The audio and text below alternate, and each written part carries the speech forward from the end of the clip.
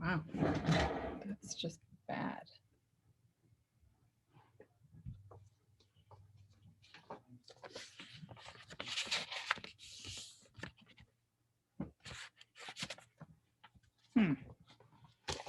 Cool.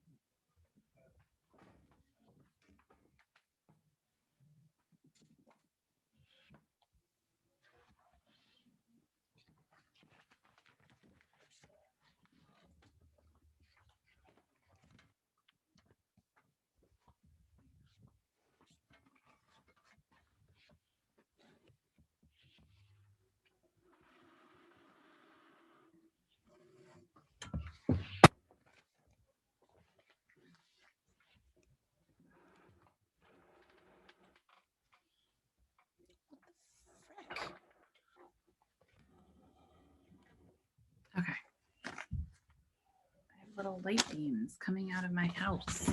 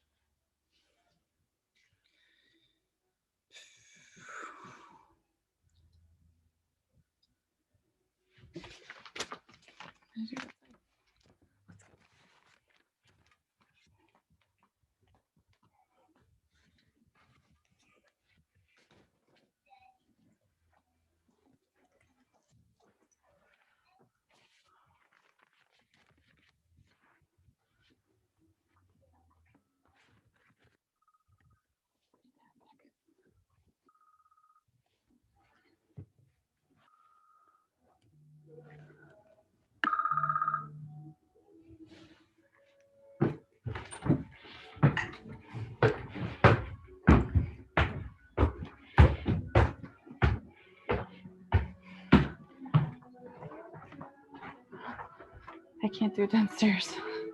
There are light beams from the lights that are shining and making literal light lasers. I can't explain it right now. I'm gonna just do this.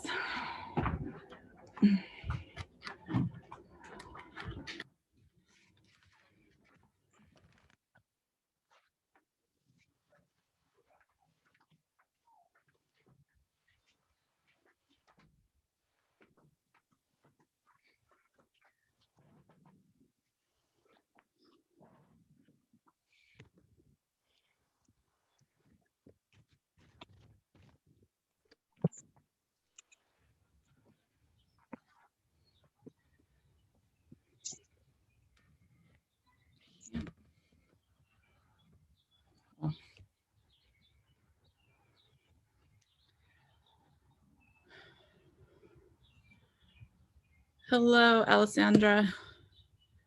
Hi, can you hear me?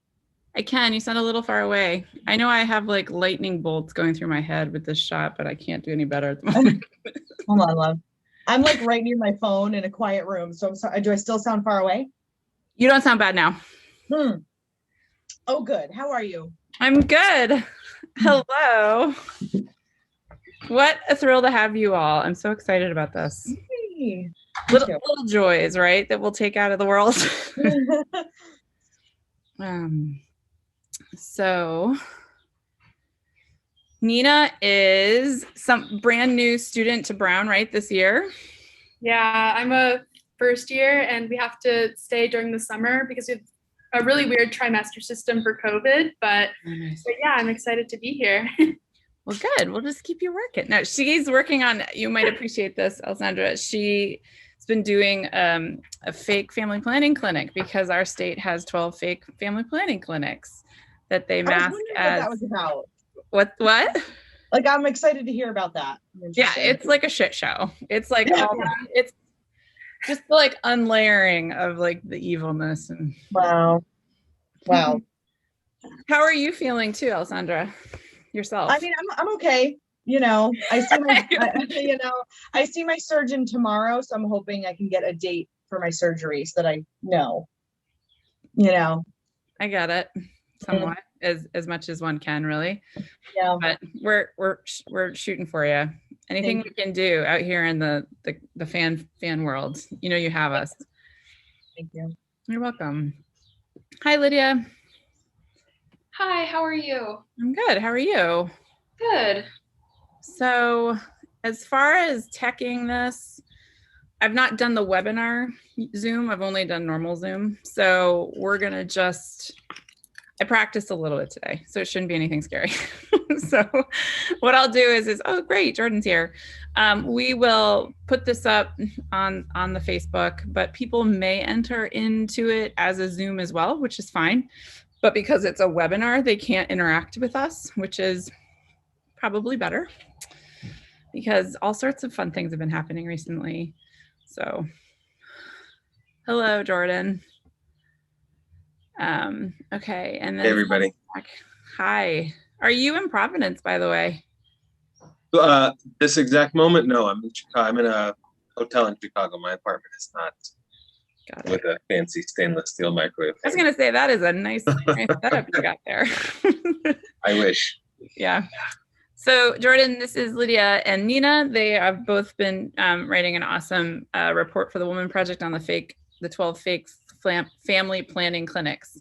Mm-hmm. And they're going to be kind of exposing that. And Alessandra we have been huge fangirls of. She reached out to us early on in the RPA and said, we want to help, however I can help. I have a fan following. We're like, oh, we're learning so much by watching your work. Mm-hmm. And honestly, Grim, I have to tell you, I am by day, I make money being a marketing director. And so I took a huge interest in all of the censorship that you were writing about. And I loved it because I was like, I love that this is being exposed. I love that we have this person in Rhode Island we can relate to. And so I came to you somewhat out of interest in, we talked about this a little bit, but out of that story too. So it's really interesting. Awesome. Yeah. And Jordan is an artist. What's that? It's exhausting. Yeah, no,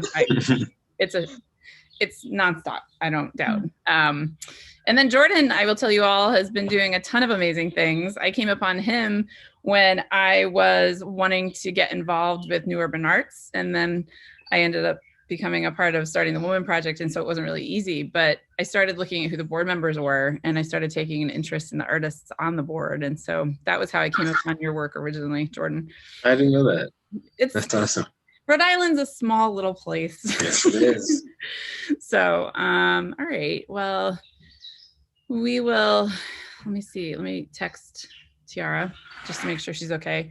Is there a rally going on in the city right now? A 6 o'clock rally that was for the shootings? Does anyone know? I believe that there was one being discussed, but I didn't hear anything. No? Okay. I'm away, so I'm a terrible source. I was like, you're in Chicago. It's not right. I got it. I know that she's been speaking too.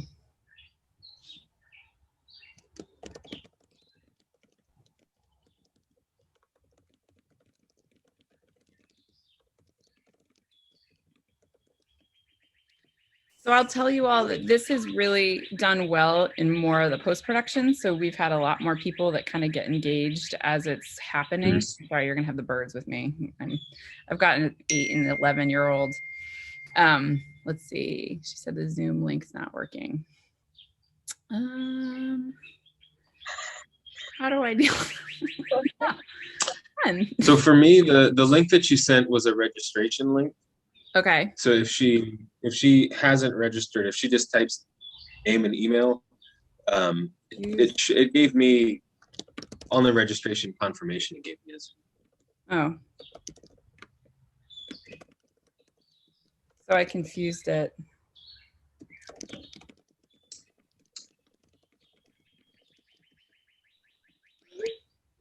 So wait, the link that I gave you guys all in the email today, did you click that? Was that the one that you're talking about? And that worked? Okay. That's, for me, it sent me to the registration. So, But once I registered, there was a link on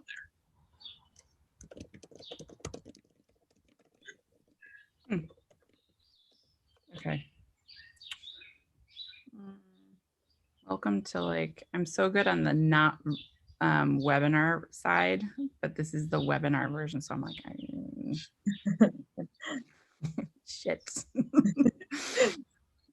Can we put things in the chat? Like if I wanted to put my email or like a website, would they be able to see that? Like I'm not as familiar with webinars either. Yeah, me neither. You can put things in the chat. People should be able to see. Let me turn the Q&A on. That would help. Oh, awesome. Um, So we can see questions as they come in, and if we want to, I know there's no formal Q&A, but if we saw something exciting, we could see Yes. it in real time. yes, that's so my hope, yes. Oh, she says it's starting soon. All right, so let's turn it on. This will just be fun and adventurous. And let me try one more thing before that though. Hold on. I really wanted to have like the real back end.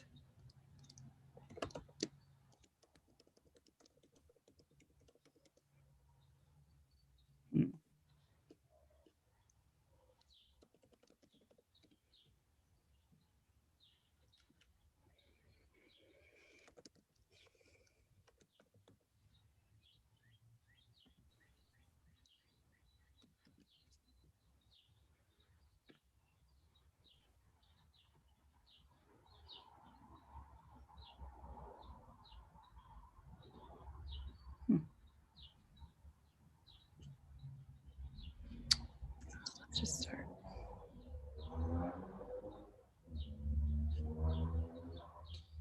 Great, and then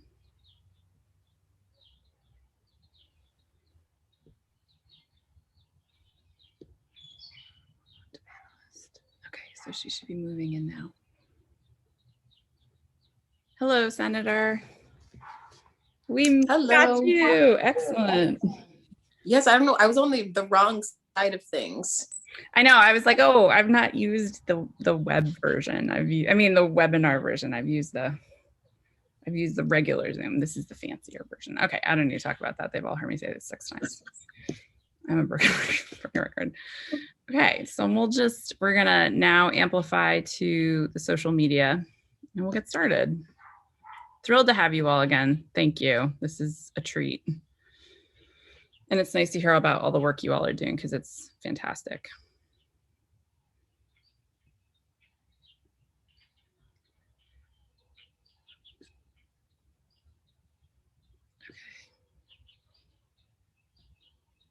Okay, so it says we're live on Facebook.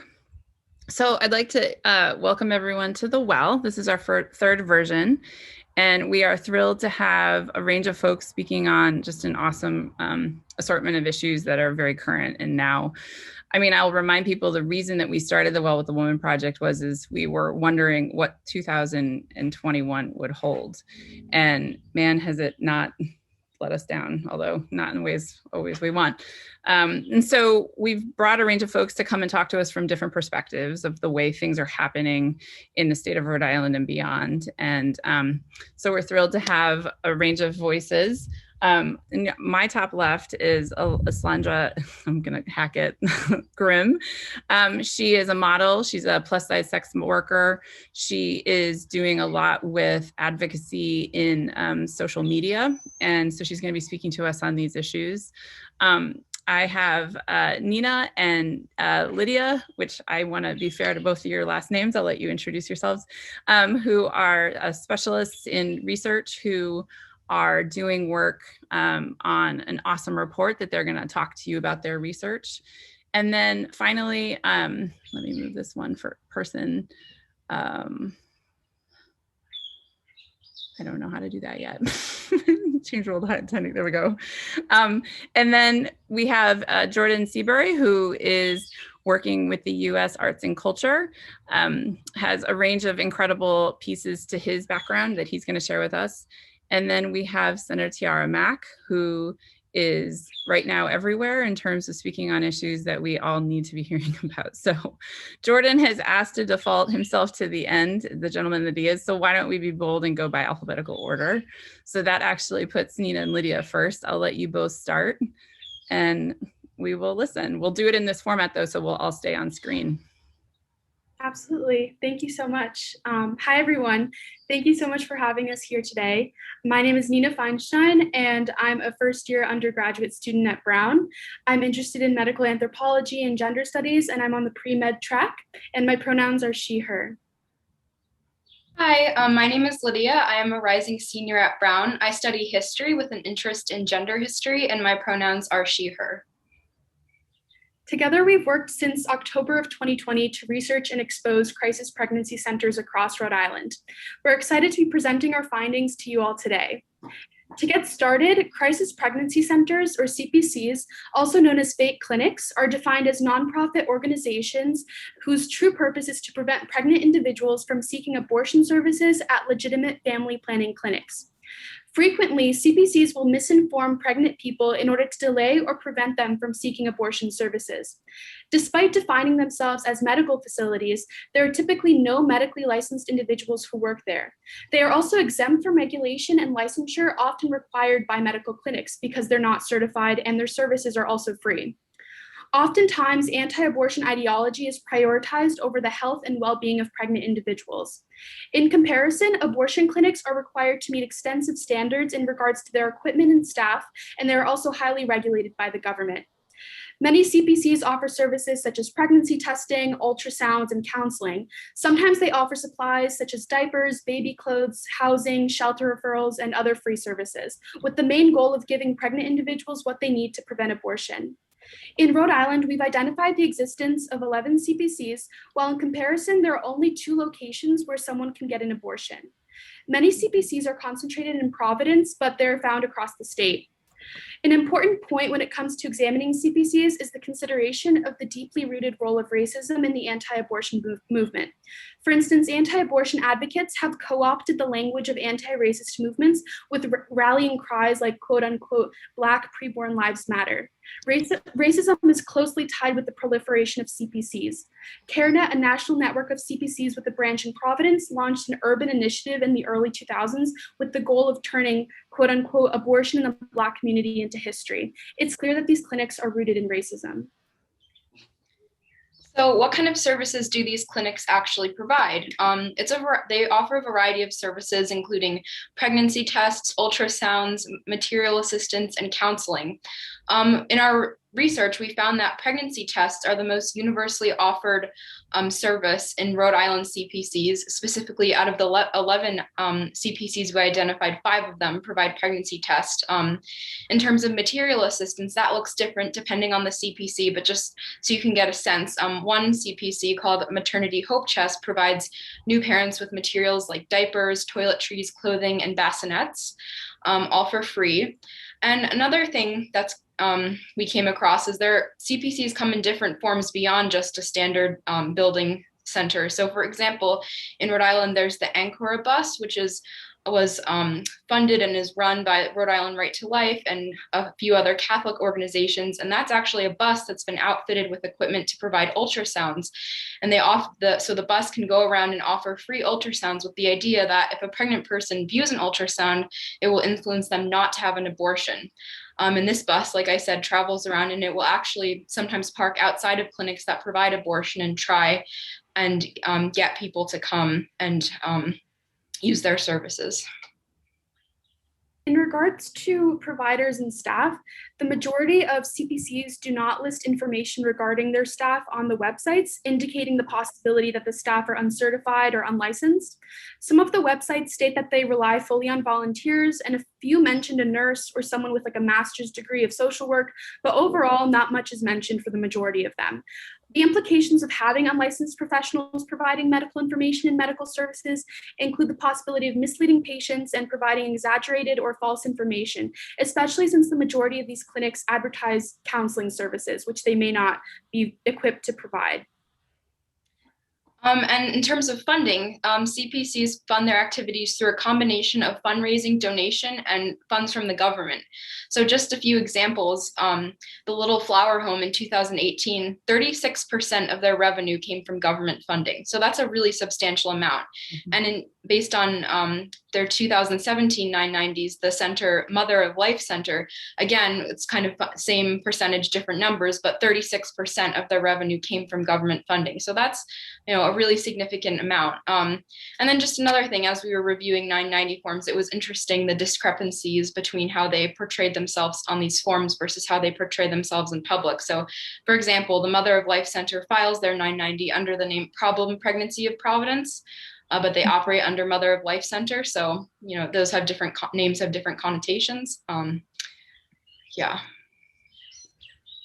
When looking at the advertising and websites of these CPCs, one common characteristic among most of the websites is that they fail to provide enough information regarding their services.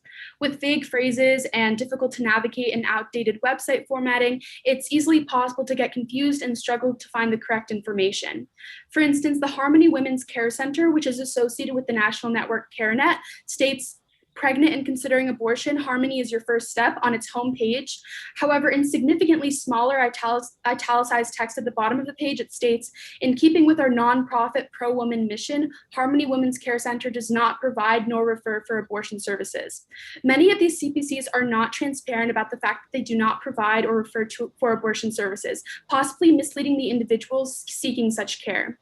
Also, some websites provide medically inaccurate information. For instance, Choices Women's Pregnancy Center states on its website, "Abortion is far more complicated than many women and men understand. It is not like deleting a file. There are often physical, emotional, and spiritual consequences from abortion. However, abortions are considered extremely safe and have been found to have no long-term consequences on women's physical and mental health, according to the report, The Safety and Quality of Abortion Care in the United States from 2018. Also, a congressional study said that 87% of CPCs present inaccurate information to the individuals who visit, including lying about how far the pregnancy is in order to influence someone's decision to receive an abortion.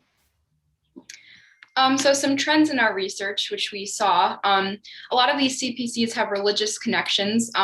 For example, the Roman Catholic Diocese of Providence operates 2 CPCs. The Pregnancy Center of Westerly is affiliated with St. Pius Catholic Church in Westerly.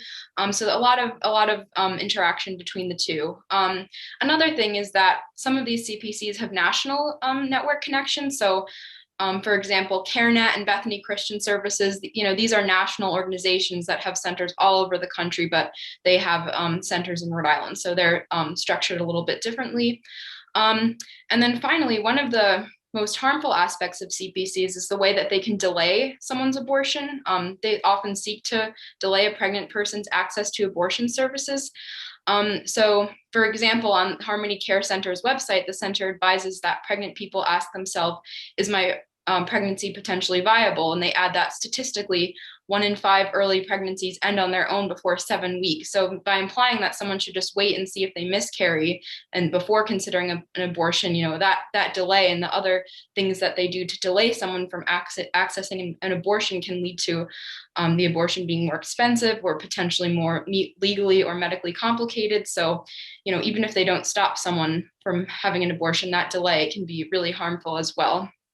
And then just to conclude, we found a variety of CPCs across Rhode Island, from buses to centers to housing networks. And one of the biggest concerns is the great disparity.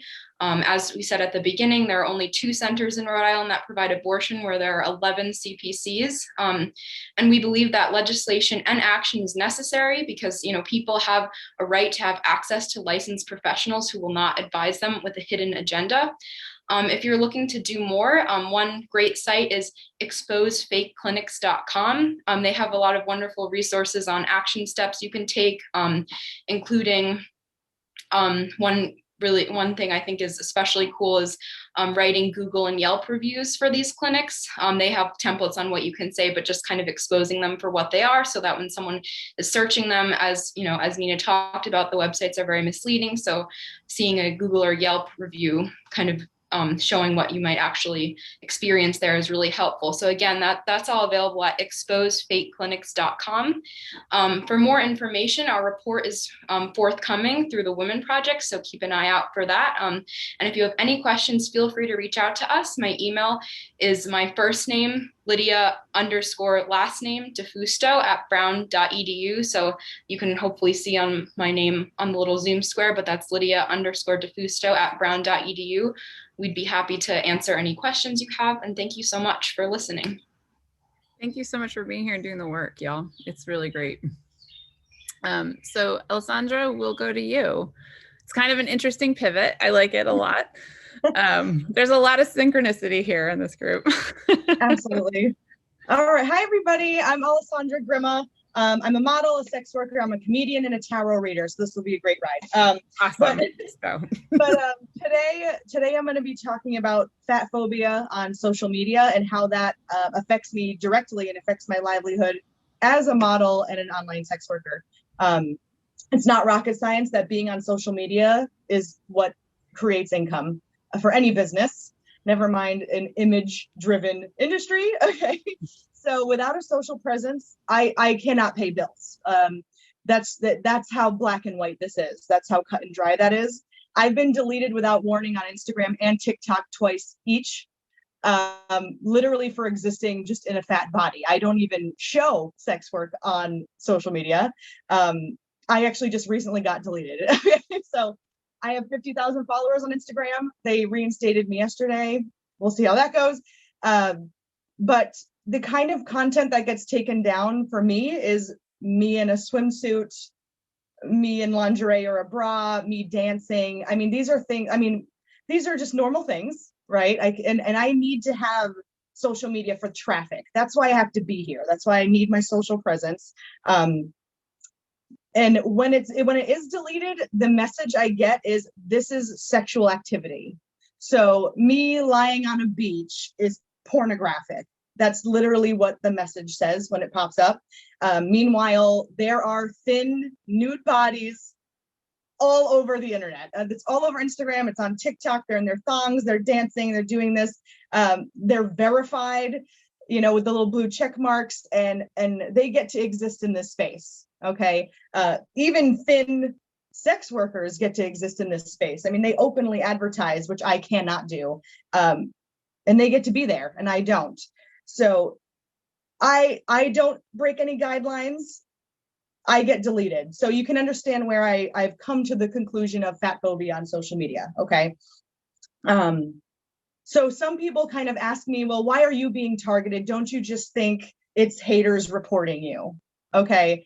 First of all, it's not an excuse, but let's blast past that. This is why it's not haters reporting me. My photo, let's use my bathing suit photo as an example, the hundreds that have been deleted. As soon as I post it, it's deleted. Okay, so this is about algorithm and this is about software. So we're going to get to that in a second. So literally, I will post the picture and it's gone. That's not somebody reporting me. That's an issue with the app. That is on purpose rather. I'll start with the skin detecting technology that Instagram has. They have admitted to this. It is a real thing. What they do is, as a computer, it scans for exposed skin. So I'm a bigger person. I have more skin. Okay. So already fat bodies are being targeted in that way. 1/4 of my cleavage is another person's full flash, right? So not too fair. I was on my non-sex worker account just doing live free tarot, and I like wearing something like this, and I was kicked off for pornographic content. I was kicked off of live twice this month for doing free tarot clothed for people. So okay. you can hear the Italian rage. Let me keep going. So I did an experiment. So last year, I was shadow banned for about 2 years at this point. We'll talk about shadow ban in a second. Someone told me that if you mark your gender as male, you don't really get bothered as much. By the way, my pronouns are she, her, sorry. And so I decided to try it. Okay. Men are almost naked on apps all the time and they seem not to be bothered. So I switched my gender to male and I was unshadow banned within minutes. So this is not fake. This is a real thing that happens. This is blatant proof, okay? So I'm gonna go into real quick a section of what to look out for, things to navigate, things not to do, if there's other sex workers or any content creators, really any marginalized content creator on social media. So first I'll tell you what shadow banning is specifically on Instagram. They will not tell you that you are banned. You will have no idea, okay? They will hide your content. You will be losing followers, even though it looks like your people are following you a lot or new followers are coming in. You will not show up on hashtags. You can take them, but you will not be on them. You cannot put links. You cannot use the swipe up link option. I don't know what to call that. And when I'm shadow banned, about 1,000 people out of my 50K will see my stuff. So there are levels. You can have one or many. So that's what shadow banning is. It probably happens to more people than they don't even know. I was erased from a hashtag I created 9 years ago. My whole 9 years of existence was erased from the tag. So it's not things that you would know or even find out about. Secondly, I want to talk about targeted wording. These are words or things you should not be doing if you don't want to be flagged. Okay, Instagram looks for these things. Phrases like link in bio, Patreon, OnlyFans, Linktree, the word subscribe, hashtags like curvy, thick, BBW, lingerie. I cannot type the word sex work. Even posting about today's event, I had to write SW.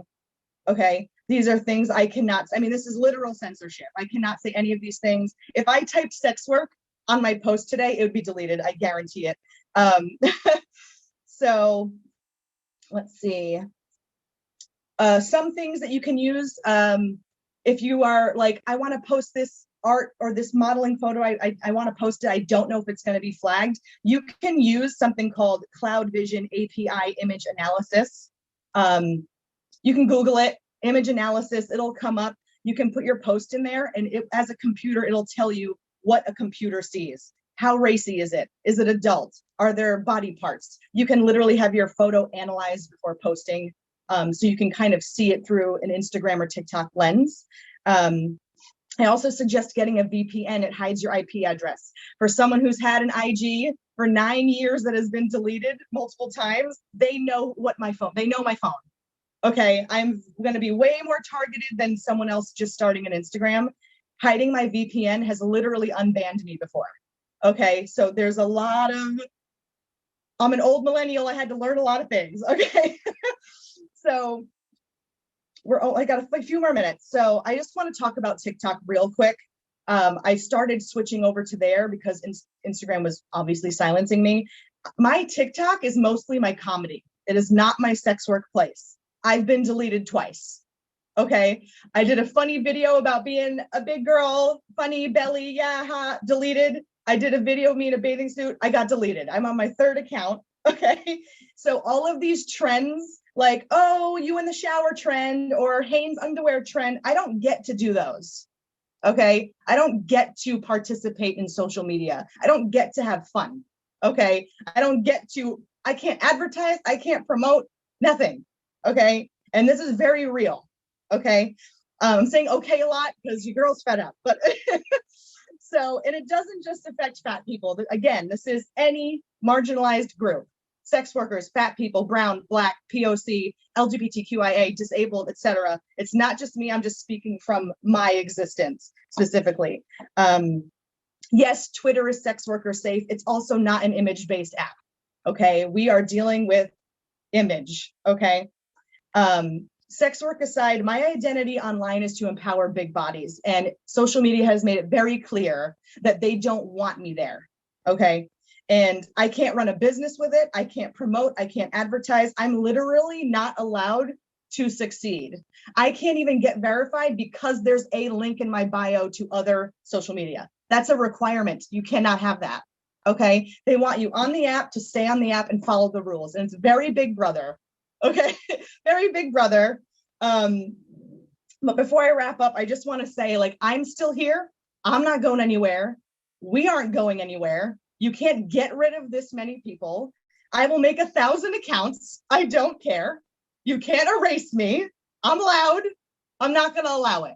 Not going anywhere. Okay. And you can, if anybody has any questions, contact me. My Instagram is Griminator. My last name's Grima. It's spelled like Terminator. You'll find me. I'm banned. You'll find one of my pages. Ask me anything. My email is ladygrimgoddess@gmail. And I just want to say, if you can't contact me and you have problems with finding the IG appeal form for deletion, they hide it. I'll get it for you. Or you can contact the APAG Union. That's the Adult Performance Artists Guild. They can help you. And locally, I just want to bring up the mutual aid for Rhode Island sex workers. It's called Ocean State Ass.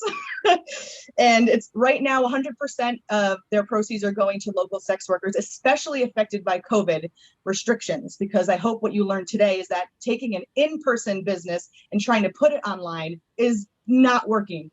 It does not work for us. So their PayPal is Ocean State Ass. Their Act Blue is OSA Mutual Aid Fund.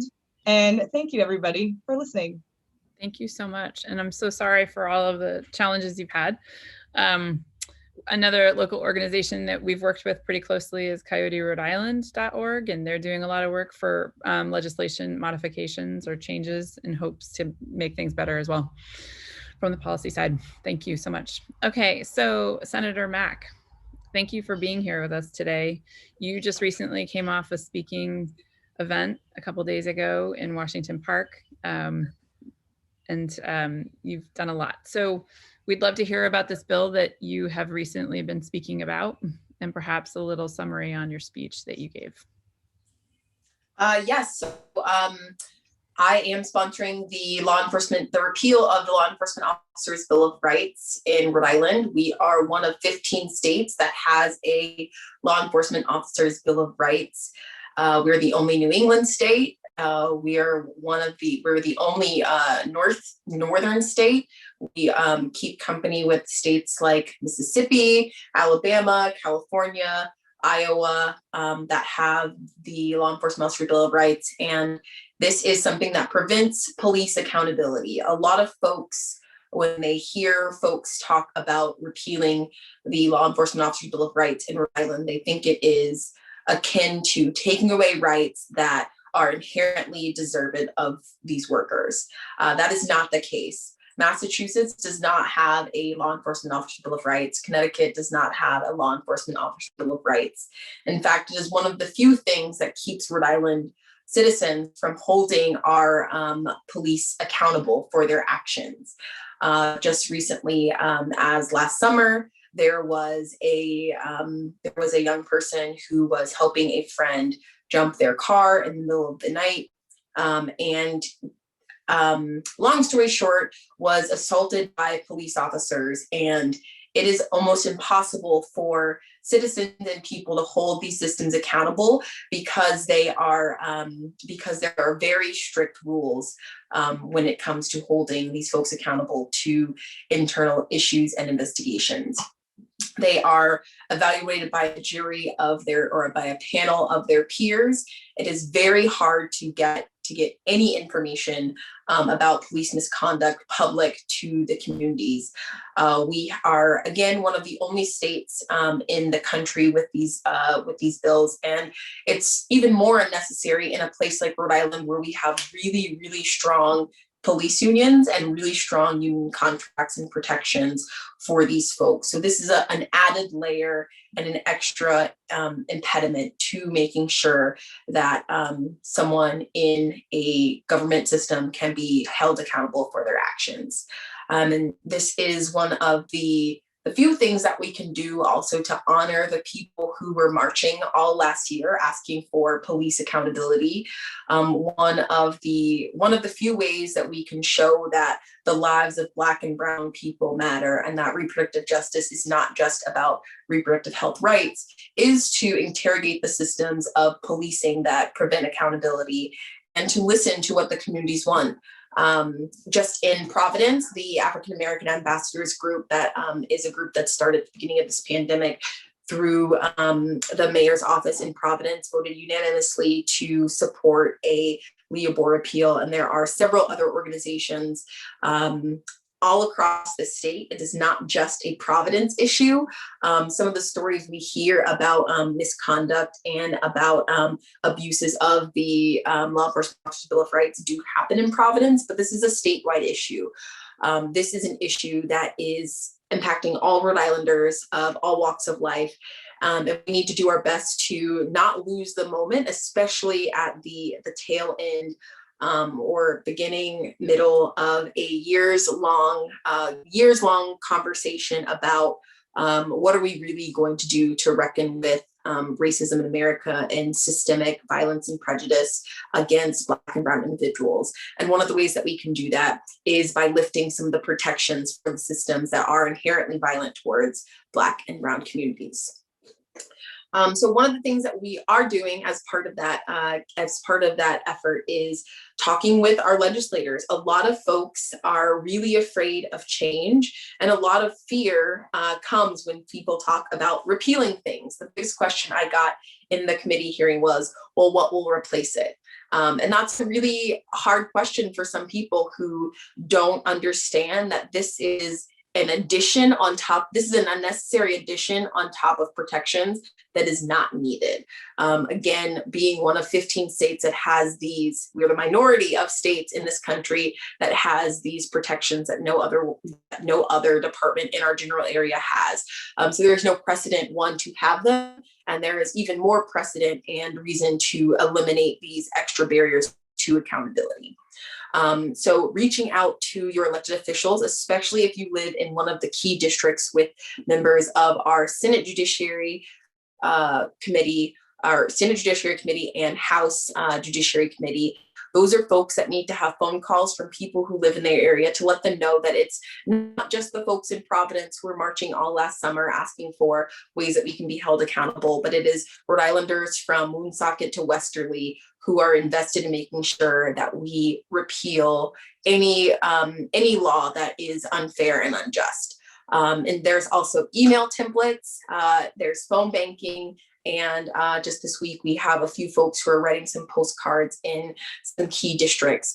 But the best way to show your support for this campaign is by reaching out to myself, either through Instagram or Twitter or Facebook, to get the email template that we are sending out to the chairs and members of the two committees on the House and Senate. And it's also been a very difficult ride getting a companion bill in the House. We're still working on getting a companion bill in the House so that when it does hopefully make it out of the Senate Judiciary Committee and onto the floor for a vote, we can also move it over to the House. And these are things that folks have been talking about for a really long time in Rhode Island. And this is definitely the political climate and the climate that we want to be able to move the needle a little bit further on this piece of legislation. And all of my social media is at Mac District 6. You can email, DM, message. My email is tiaramacri@gmail.com. If you don't mind me asking, what kind of responses are you receiving from your colleagues? Yeah, like I said, in the Senate Judiciary Committee, one of the things is, well, what do we replace it with? And there's this sense of hesitation because there is no replacement. And as someone who is an abolitionist, I'm like, yeah, we don't replace bad things, which is not always a good answer for some people who don't have that framework of the way they navigate the world. And it's also union support. The unions will never go for this. The unions are a very powerful force in our state. And so I think it is, and it's also a larger conversation to have with some of the systems and who has power. Is it the people or is it some of the unions and organizations that also have the money? So reach out to your local unions if you're a part of them, have them reach out to some of our leadership. Yeah. Great. Thank you so much for being here with us today and taking the time. Yep. Awesome. So Jordan, we'll leave it with you, Jordan Seabury, who is currently on location in Chicago. I'm visiting Chicago. Jocelyn, and thank you everyone who has gone before. I feel I asked to go last because I believe I'm the only person on the call who identifies as a dude, and so it felt right to go last. But now I'm kicking myself that I have to follow all of you. It's a terrible idea. Jocelyn, I did not ask about this in all of our prep time. Do you mind if I share screen? Is that okay? Yeah. Okay. Let me see if I can. I think you have to make me a co-host, Jocelyn. I could have said this in any of the time before the call. I did not, so I apologize. But while waiting if that can materialize, and no worries if not, I do want to introduce myself. I'm Jordan Seabury. My pronouns are he, him, and his. And as Jocelyn mentioned, I'm lucky to have a painting practice, to live a life as an artist, and also to serve as co-director of the U.S. Department of Arts. One thing that we try to do at the USDAC is to model a really simple, accessible way to honor the ancestral stewards of the land that we're on. These are becoming increasingly popular in the United States. They've already been common practice in Indigenous communities, as well as countries, Canada, Australia, all across the globe. And that's just a really, really simple land acknowledgement.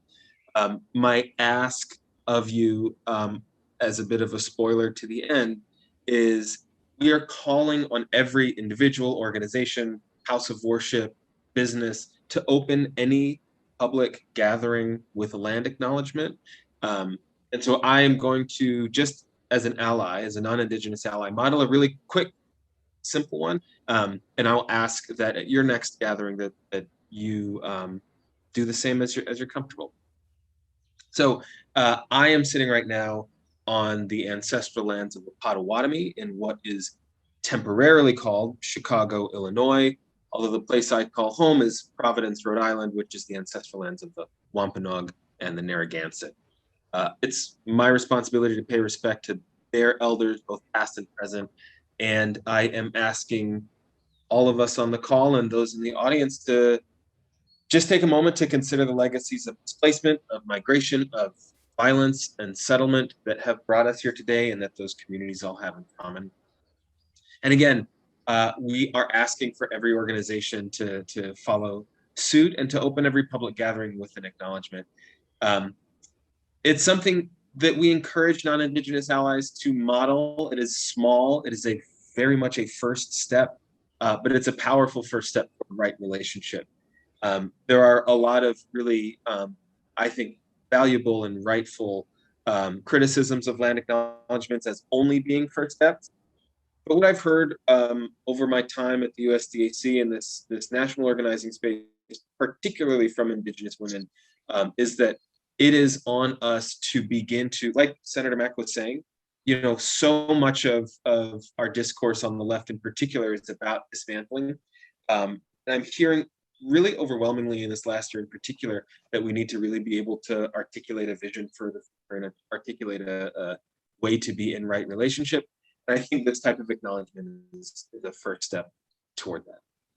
The benefits that we enjoy are built on stolen land with stolen labor, stolen life, and I think we owe it to our neighbors to tell people about that. So I will invite you to join with me in your next public gathering and giving an acknowledgement.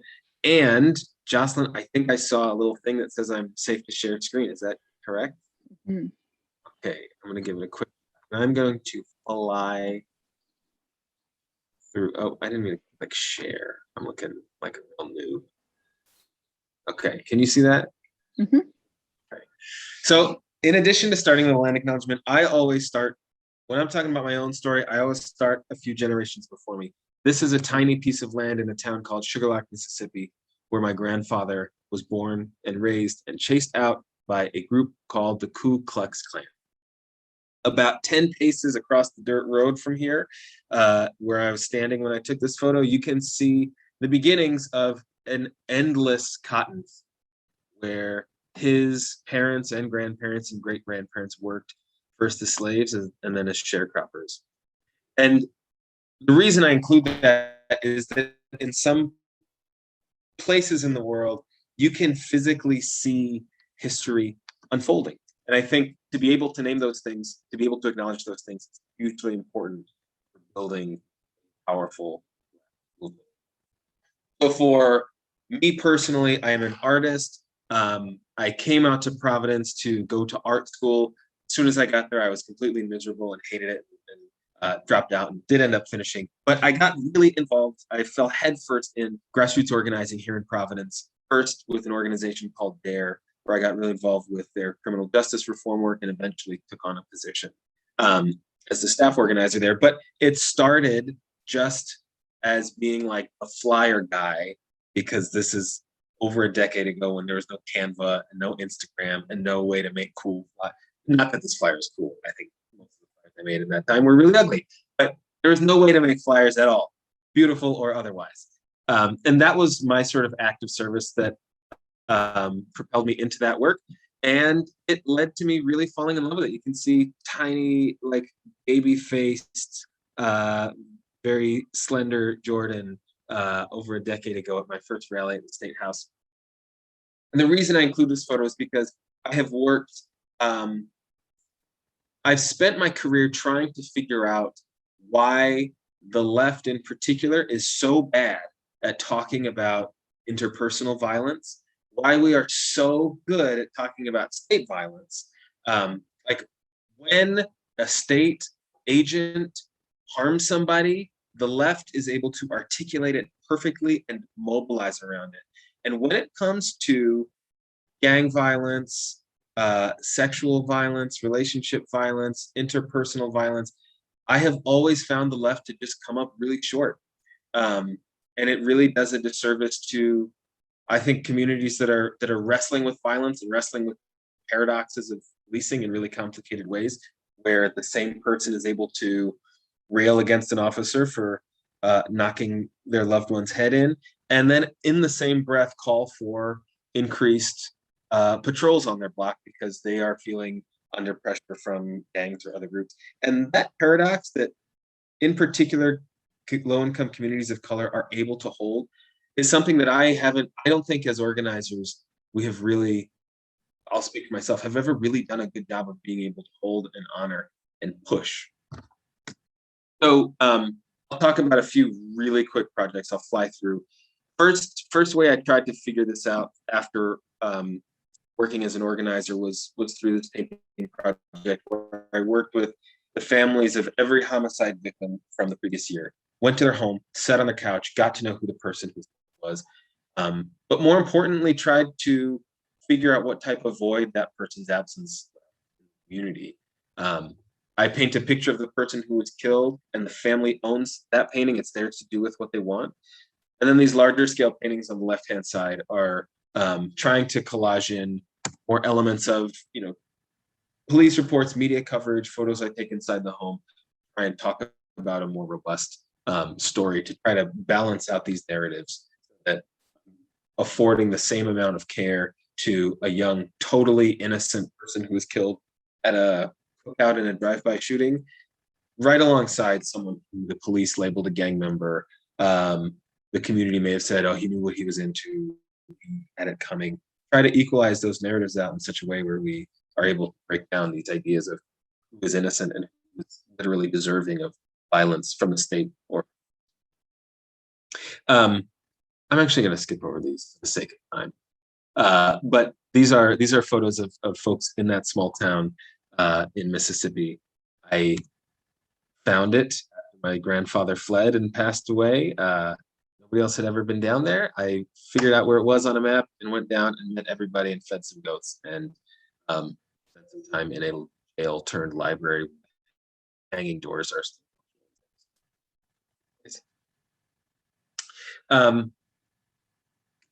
So yeah, I'm gonna fly through these just in the interest of time.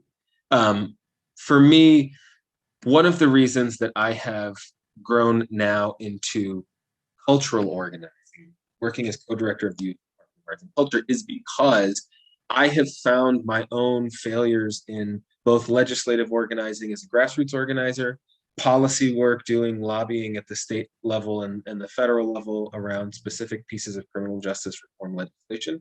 I have found time and time again that my efforts, and I think a lot of my colleagues would share this frustration, we're just so outmatched in many ways that the policy remedies that we're able to implement.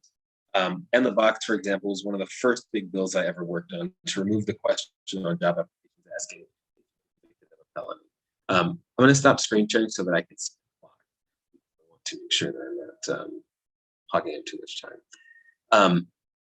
And as I spent all these years working on this bill, opposition groups were able to introduce tiny pieces of opposition legislation year after year after year, so that by the time the bill was finally passed by organizers who took that role after me, many of the teeth had already been taken out. Much of the effectiveness had been preemptively watered down. And I realized that it's because we won the policy battle and we lost the cultural battle. We were unable to understand the force of the opposition, to understand how to build a movement that brought those folks in, understood where they were at, and actually tried to shape the culture rather than just shape the policy. And that's something that I own personally. I have tried to figure out stronger and smarter and better ways to do that. And what I've settled on for my own work is cultural organizing, trying to, at the national level, shift the way that the conversation around those policies are taking place. And so things like land acknowledgements, which feel like small first steps, can become really important ripples. We are looking now at how we can make an impact in the reparations space, supportive of the grassroots organizers all across the country who are working on this and have been thinking about this for decades. But we can implement those policies, but without that cultural shift, without a change in national understanding and discourse around these things, I fear that we'll keep being stuck in this cycle where we're able to implement these policies and then they're undone either preemptively or after the fact.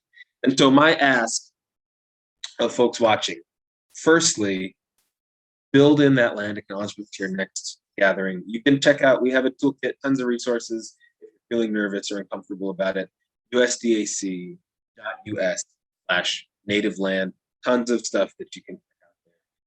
Virtual backgrounds, Instagram, the whole nine. But also, I am asking in a more reflective space, I'm asking us to, as a leftist movement, largely, to think and figure out better ways to talk about and address non-state violence. I am kept up by this. I know other community organizers and members are. And until we are able to build a multiracial, multi-ethnic, gender, multi-translocal movement that addresses all types of violence, I feel really afraid for our chances. But I'm hopeful. I have seen so much incredible organizing from Standing Rock to Ferguson to Minneapolis to Providence. There is so much vibrance. It is being led by Black and Indigenous women in particular. And that is where the strength in this nation has always come. That's where the resistance has always come. It's where it's coming today. And I just want to be there to support it as best I can. I'm going to stop talking now. I really appreciate it. Well, you're all so fun to listen to speak. It's like, can you go for a lot longer, please, all of you? But I liked your quick, as an artist, I'm saying this, everything you're saying, I would like to acknowledge I'm sitting in Narragansett land down here in the southern part of the state. And but as an artist, I love seeing you flip very quickly through your work because it's very telling of your narrative that you're speaking out loud and actually what you're doing at a national level. So it's incredible. I think your path is, I dream of. I mean, I have never been able to put words to it, but you're basically doing it, and that's incredible. So thank you for finding that path, all of you. And I mean, all of you choosing these decisions to fight for the things that you're fighting for and how you're doing it, and also giving us more information to then start watching and paying attention and figuring out who we can reach out to when we ourselves want to help or say that we're interested, but we're not quite sure how to get our feet in the door. You provide that path. So thank you all. And I know as an organizer, there's often very little energy at the end of the day. We're all tired for the battles that we're fighting, but something like this kind of thing where we meet people and we learn from them and they inspire us, it fills the bucket. And I hope that that does that for you as well. So thank you for joining us at the well. And we hope you have a good night, a safe night, and a healthy night. So thank you all. Thanks to everyone who's watching out on this interwebs, and we'll talk in the future. Okay, thank you all. Thanks, everybody. It's great to Thank spend you. time with you. Thank you, guys.